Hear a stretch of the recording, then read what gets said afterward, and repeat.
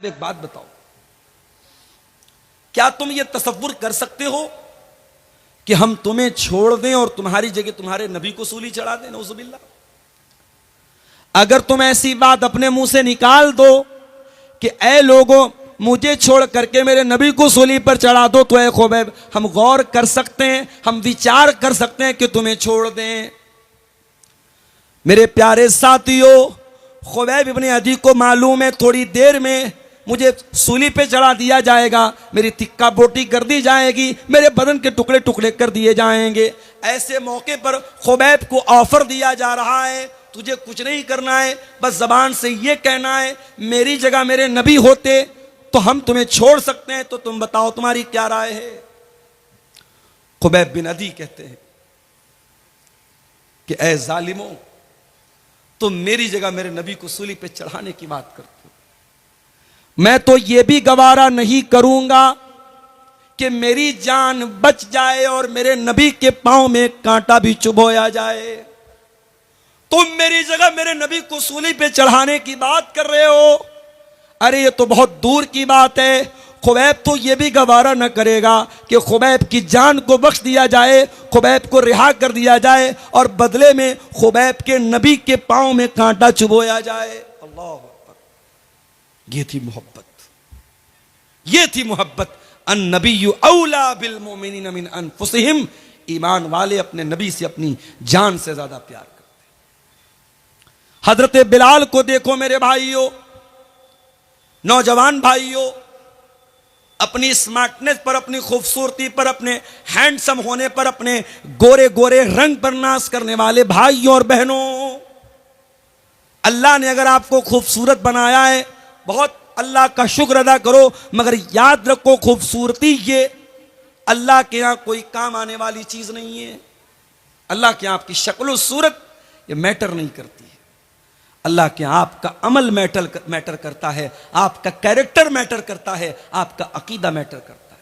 बड़े स्मार्ट है, बड़े हैंडसम है, दुनिया में कोई देखता है बड़ी तारीफ करता है, यार ये बंदा बड़ा खूबसूरत लगता है, ये लड़की बड़ी खूबसूरत है।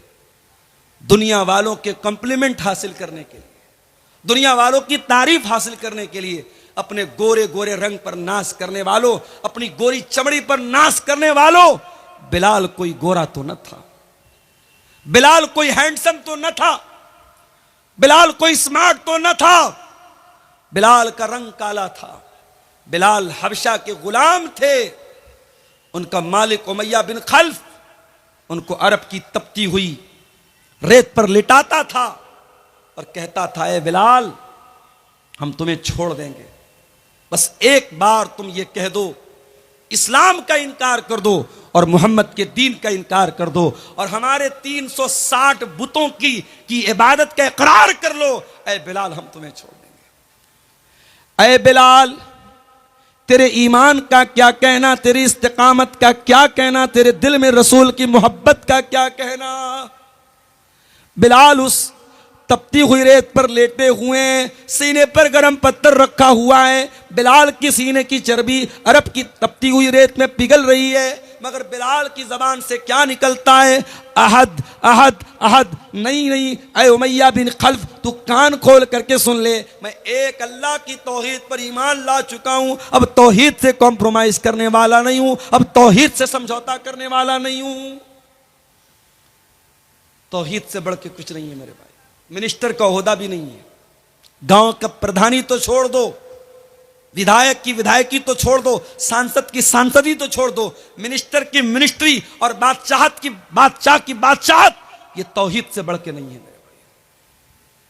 उत्तर प्रदेश की एक लीडर के बारे में मैंने बोला और कटिहार के इन यूट्यूबर्स ने उसका फोटो लगा करके डाल दिया। हमारे कुछ साथियों ने हम पर एतराज कर दिया, आपको क्या हक पहुंचता है? हमारी कौम की एक लीडर है, एक लड़की है, बहुत अच्छी लड़की है, हमेशा दुपट्टा अपने सर पे रखती है और परंपरा के साथ रहती है, इज्जत के साथ रहती है। अगर वो किसी इबादत खाने में चली गई और उसने दो चार उनकी इबादत में हिस्सा ले लिया, तो आपको क्या अधिकार पहुंचता है कि आप तकरीर में उस पर एतराज करें? मैंने कहा, पहली बात तो मैंने नाम नहीं लिया था, मैंने नाम नहीं लिया था, ये यूट्यूबर्स की हरकत है। नाम न लो, ये फोटो चिपका देंगे, तकरीर कुछ रहेगी, ये उस पर थंबनेल लगाएंगे, मियाँ बीवी शादी के बाद कैसे मिलें, एक गंदी सी तस्वीर लगा देंगे और मियाँ बीवी कैसे मिलें। अब हमारा नौजवान उत्सुकतावश और उसमें ये देखने के लिए कि मौलाना ने क्या बयान किया है, जब उसको सुनेगा तो कहेगा खोदा पहाड़ निकली चूहिया। ये हमारे यूट्यूबर्स की हरकत है, इनको व्यू हासिल करना है, कुछ भी थंबनेल लगा देंगे, कुछ भी उस पर लगा देंगे। एक जगह तकरीर मेरी हो रही थी, गर्मी का मौसम था, मैं पसीने पसीने था। एक आदमी मेरे पीछे से आया, वो मुझे पंखा करने लगा। लोगों ने बताया थोड़ा दिमाग का क्रैक है, वो आकर के पंखा करने लगा। बोला आप गर्मी से मर जाएंगे। मैंने कहा भाई मैं गर्मी से नहीं मरूंगा, तुम बैठ जाओ। अब एक यूट्यूबर ने उस पर थंबनेल लगाया, तकरीर में हुआ हंगामा, मौलाना भड़क गए। अरे भाई किस पर भड़का मैं, तो कुछ भी चल रहा है आजकल। मैंने तकरीर में सिर्फ इतना बयान किया, उत्तर प्रदेश की एक लीडर के बारे में, मैंने नाम भी नहीं लिया। मैंने कहा एक लीडर है, मुसलमान लीडर हैं, बड़ा उनकी तारीफ हो रही कि साहब बहुत अच्छे परिवार से उनका संबंध है और बहुत सारे वोटों से जीत करके वो आई हैं और पार्लियामेंट में हमारी नुमाइंदगी कर रही हैं। उनका एक वीडियो मैंने देखा कि एक इबादत खाने में, गैर मुस्लिमों के इबादत खाने में दाखिल हुई और उनकी इबादत में उनके जो है जो धार्मिक क्रियाक्रम होता है उसमें शामिल हुई। मैंने कहा ये गलत है। एक सीधी सीधी बात सुन लो, अभी दिल्ली में ऑल इंडिया अहले हदीस कॉन्फ्रेंस हुई, मेरी तकरीर होने वाली थी वहां, बनारस से मेरी फ्लाइट थी, मैं नहीं जा सका। उस कॉन्फ्रेंस में मेरी तकरीर का जो टॉपिक था वो क्या था, इस्लाम और मजहबी रवादारी, इस्लाम एंड रिलीजियस टॉलरेंस। इस्लाम दूसरे के मजहब के बारे में हमें अपने अंदर बर्दाश्त का मादा पैदा करने का हुक्म देता है, ये मेरा टॉपिक था।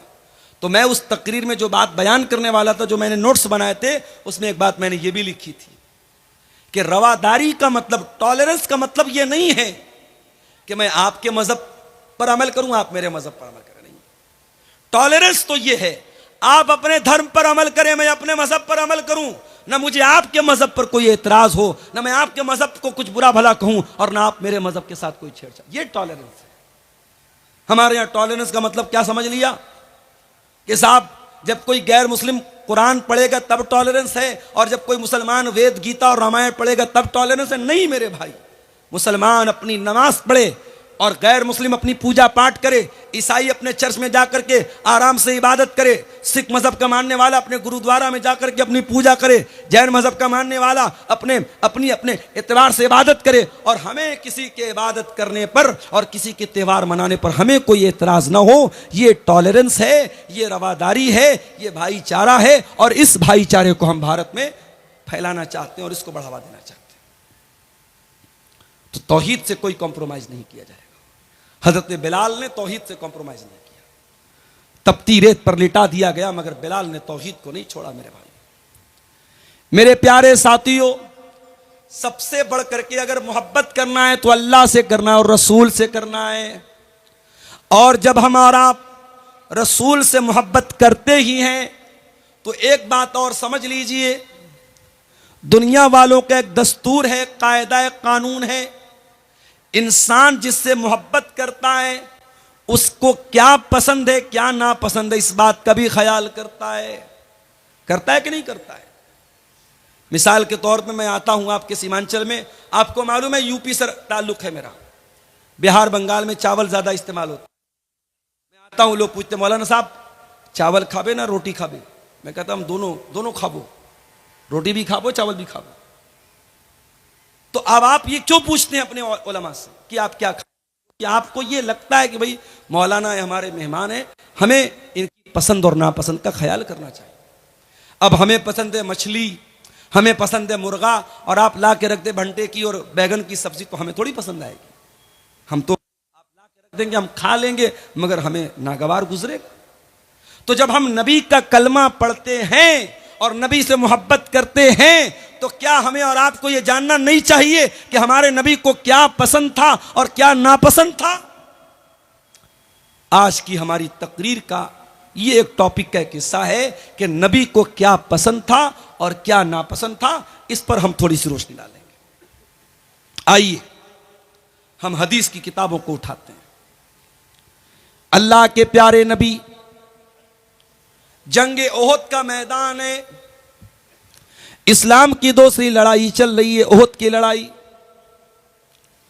अल्लाह के प्यारे नबी अल्लाह की बारगाह में दुआएं कर रहे हैं और दुआ में अल्लाह के नबी कहते हैं अल्लाहुम्मा हब्बिब इलैनल ईमान, ऐ अल्लाह मेरे दिल में ईमान की मोहब्बत पैदा कर दे, वज़य्यिनहु फी क़ुलूबिना, और ऐ अल्लाह ईमान को मेरे दिल में मुज़य्यन कर दे, ईमान को सजा दे, ईमान को अट्रैक्टिव बना दे। पता ये चला कि नबी को ईमान से बहुत मोहब्बत थी। नबी को यह पसंद था कि लोग ईमान ले आए। सीमांचल वालों, मनसाही और कटिहार के लोगों, मैं आपसे सवाल करता हूं, आप ये बताइए कि ईमान किसको बोलते हैं? कितने लोग हैं उनसे सवाल करो, साहब ईमान किसको बोलते हैं? नहीं मालूम। चलिए आपको बता देता हूं ईमान किसको बोलते हैं। ईमान 6 चीजों को बोलते हैं। अंतुमिना बिल्लाही व मलाइकतिही व कुतुबिही व रुसुलिही वल यौमिल आखिर वल कद्रि खैरिही व शर्रिही। 6 चीजों को मानने का नाम ईमान है। अल्लाह को मानना, उसके फरिश्तों को मानना, उसके रसूलों को मानना, उसकी किताबों को मानना, कयामत के दिन को मानना और तकदीर को मानना। इन 6 चीजों को माने बगैर कोई मोमिन नहीं हो सकता, कोई ईमान वाला नहीं हो सकता। और यह भी नोट कर लो, ईमान सिर्फ दिल की आस्था का नाम नहीं है। ईमान दिल से मानने को भी कहते हैं और जबान से इकरार करने को भी कहते हैं और अमल करने को भी कहते हैं। अगर कोई जबान से इकरार करता है और दिल से सच नहीं मानता तब भी मोमिन नहीं है। कोई दिल से सच मानता है, जबान से इकरार नहीं करता है तब भी मोमिन नहीं है। और अगर कोई जबान से इकरार भी करता है, दिल से तस्दीक भी करता है और अमल नहीं करता है तो ईमान वाला तो है मगर कमजोर ईमान वाला है, क्योंकि अमल से ईमान घटता और बढ़ता है। ईमान घटता और बढ़ता है। जलसे में आप आए, तकरीर आपने सुनी, आपका ईमान बढ़ गया। घर गए, मोबाइल में देखने लगे, यूट्यूब पर कोई उल्टी सीधी चीजें आपके सामने नजर से गुजर गई, फेसबुक पर कोई चीज आप देखने लगे, अब दीन और ईमान का लेवल कमजोर होने लगा। ईमान का लेवल फ्लक्चुएट करता है, अप एंड डाउन होता है। इसीलिए अल्लाह कुरान में कहता है इन्नमल मुमिनून अल्लज़ीना इज़ा ज़ुकिरल्लाहु वजिलत क़ुलूबुहुम। मोमिन तो वो लोग होते हैं जब अल्लाह का नाम उनके सामने लिया जाए उनका दिल कांप जाता है, उनका दिल लरस जाता है, उनका दिल डर जाता है। अल्लाह का नाम लिया जाए तो दिल डर जाए। दिल डरता है क्या हमारा? नहीं डरता। अरे हम लोग तो इतने सख्त दिल हो चुके हैं, अपने हाथों से अपने मुर्दों को कब्रिस्तान में दफनाते हैं और फिर भी हमारे दिल के ऊपर कोई असर नहीं पड़ता है।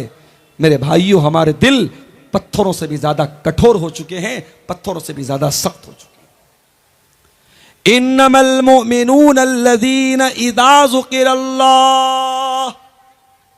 मोमिन तो वो लोग होते हैं जब अल्लाह का नाम लिया जाए, वजिलत क़ुलूबुहुम तो उनके दिल कांपने लगते हैं, व इज़ा तुलियत अलैहिम आयातुहु और जब अल्लाह ताला की आयतें उनके सामने पढ़ी जाएं, ज़ादतहुम ईमाना उनका ईमान बढ़ जाता है, उनके ईमान का लेवल हाई हो जाता है, उनके ईमान की चार्जिंग बढ़ जाती है।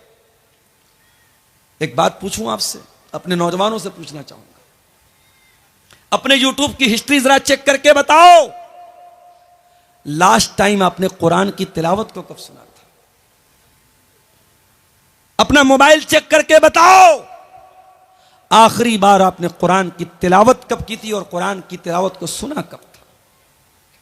मेरे प्यारे नौजवान साथियों, आज हमारे नौजवानों के मोबाइल पर गाने मिल जाएंगे, म्यूजिक मिल जाएगा, बॉलीवुड के सॉन्ग मिल जाएंगे, उल्टी सीधी चीजें मिल जाएंगी। अगर नहीं मिलेगा तो कुरान नहीं मिलेगा। मेरे प्यारे नौजवान भाइयों, जिस नबी से आप मोहब्बत करते हैं, जिस नबी का कलमा पढ़ते हैं, उस नबी ने म्यूजिक की आवाज को कभी अपने कानों में आने न दिया और वो नबी कुरान को पढ़ा भी करते थे और कुरान को सुना भी करते थे। कुरान को सुना करो मेरे भाई, और मैं तो कभी कभी अफ्रीका के जो कारी होते हैं उनकी तिलावत में सुनता हूं, बहुत प्यारी लगती है। मैंने एक तकरीर में एक नाम लिया था, एक अफ्रीकन कारी हैं, उनका नाम है सूफी अब्दुल रशीद। यूट्यूब पर आप जाकर के टाइप कीजिए सूफी अब्दुल रशीद तिलावत, उनकी तिलावत सामने आ जाएगी। कोई बनावट नहीं, सिंपल आवाज है और पाटदार आवाज, रोपदार आवाज है, और जब तिलावत करते हैं ऐसा लगता है डायरेक्ट दिल को छू रही है। अफ्रीकन कारियों की क़िरात बहुत प्यारी लगती है, दिल को अपील करती है, दिल को असर करती है। आप कुरान को सुनना शुरू कर दीजिए, गाना सुनना भूल जाएंगे आप। म्यूजिक की मोहब्बत दिल से निकल जाएगी, कुरान की मोहब्बत दिल में पैदा हो जाएगी। जिस नबी का आप कलमा पढ़ते हैं वो नबी कुरान सुना करते थे, कुरान पढ़ा करते थे। बुखारी की रिवायत है, अब्दुल्ला बिन मसूद रजी अल्लाह तआला अन्हु अल्लाह के प्यारे नबी सल्लल्लाहु अलैहि वसल्लम के पास आते हैं। अल्लाह के नबी कहते हैं, अब्दुल्ला इक़रा अलैयल कुरान, मुझे कुरान पढ़ के सुनाओ। हजरत अब्दुल्ला ने कहा, मैं आपको कुरान पढ़ के सुनाऊं? अय अल्लाह के रसूल, आपके ऊपर तो कुरान उतरा है, कुरान नाजिल हुआ है, मैं आपको कैसे पढ़ के सुनाऊं? आपने फरमाया, अय अब्दुल्ला, मैं दूसरे के मुंह से सुनना चाहता हूं। हजरत अब्दुल्ला बिन मसूद बहुत प्यारा कुरान पढ़ते थे। अभी दिल्ली में ऑल इंडिया अहले हदीस कॉन्फ्रेंस में जो मदीना के इमाम आए थे, शेख अब्दुल्ला अल बुआईजान, उन्होंने नमाज पढ़ाई दिल्ली में। अल्लाह अकबर, कितनी प्यारी आवाज है। इस वक्त हरम के जो नए इमाम आए हैं मक्के में, रमजान के लास्ट में मैं गया तो इत्तेफाक से एक दिन तरावी की नमाज मैंने उनके पीछे पढ़ी। उनका नाम है शेख बदर तुर्की। अल्लाह अकबर, क्या कुरान पढ़ते हैं। शेख सऊद अश-शुरैम की कमी को पूरा करने का काम कर रहे हैं शेख बदर तुर्की, बहुत ही प्यारा कुरान पढ़ते हैं। आवाज अच्छी हो, और आवाज अच्छी आवाज में कोई कुरान पढ़े मेरे भाइयों, तो इंसान का दिल बेदार हो जाता है, इंसान की रूह सरशार हो जाती है। अब्दुल्ला बिन मसूद बहुत अच्छा कुरान पढ़ते थे। प्यारे नबी ने फरमाया कि अय अब्दुल्ला इक़रा अलैयल कुरान, मुझे कुरान पढ़ के सुनाओ। हजरत अब्दुल्ला सूरह निसा की तिलावत करने लगे। सूरह निसा की तिलावत कर रहे हैं और अल्लाह के नबी गौर से सुन रहे हैं। पढ़ते पढ़ते हजरत अब्दुल्ला सूरह निसा की आयत नंबर 31 के ऊपर पहुंचे। फ़कैफ़ इज़ा जिना मिन कुल्लि उम्मतिन बिशहीद, ऐ नबी उस वक्त आपका क्या हाल होगा जब हर उम्मत में से हम एक गवाह लाएंगे। वजीना बिका अला हाउलाई शहीदा, और हम आपके ऊपर आपको गवाह लाए। जब इस आयत पर पहुंचे अब्दुल्ला बिन मसूद, कहते अल्लाह के नबी ने फरमाया हस्बुक अलान, आए अब्दुल्ला रुक जाओ, बस करो। कहते मैंने नजर उठा के देखा, फ़इज़ा अयनाहु तज़रीफ़ान, अल्लाह के प्यारे नबी की दोनों आंखों से आंसू बह रहे थे। अल्लाह के नबी रो रहे थे। क्यों रो रहे थे? जिम्मेदारी का एहसास था आपके कंधे पर। आपको इस बात का एहसास था कि इतनी बड़ी जिम्मेदारी मेरे कंधे पर डाली जाएगी। माफ करना मेरे भाइयों, आज हमारे अंदर कमी है किसी चीज की, तो जिम्मेदारी के एहसास की कमी है। जलसा कराने वालों से कहना चाहूंगा, बहुत अच्छा काम करते हैं आप। कोई जलसे की कमेटी का सदर है, कोई सेक्रेटरी है, कोई खजांची है। मैं कहीं प्रोग्राम में जाता हूं, लोग बड़े फख्र से कहते हैं शेख साहब मैं जलसे का नाजिम हूं, मैं जलसे का सदर हूं, मैं मदरसे का नाजिम हूं। लोग फख्र करते हैं, लोग नाज करते हैं। मैं कहता हूं मेरे प्यारे भाइयों, अल्लाह ने आपको जिम्मेदार बनाया है, इस जिम्मेदारी पर फख्र मत किया करो, इस जिम्मेदारी को निभाने की कोशिश किया करो। आपके इसी कटिहार के इलाके में